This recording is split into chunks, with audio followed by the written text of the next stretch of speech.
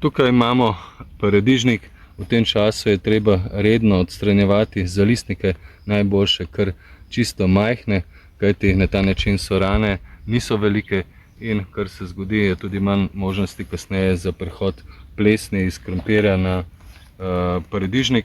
No, v tem času pa je, ko so temperature res visoke, ključno tudi škropljenje s kalcijem. Jaz škropim kar z mikroniziranim kalcitom, s pripravkom Foliomax, kajti plodovi se že formirajo in na ta način preprečimo črnenje na dnu ploda, kajti kalcij je ključen element.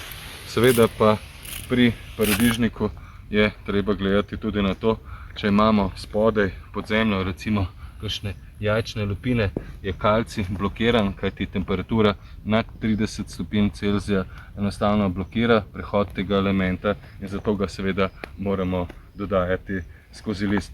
No, če pogledamo naprej, tam v kakšnem suhem, vročem poletju se že začnejo sukati listi. Listi se zvijajo zaradi vročine, zdaj ta vročina še ni velika, no, tole je samo poškodba, ni nikakršna plesen in določene sorte bolj zavijajo liste kot ta tukaj napram tej, tako da je tudi sortna značilnost.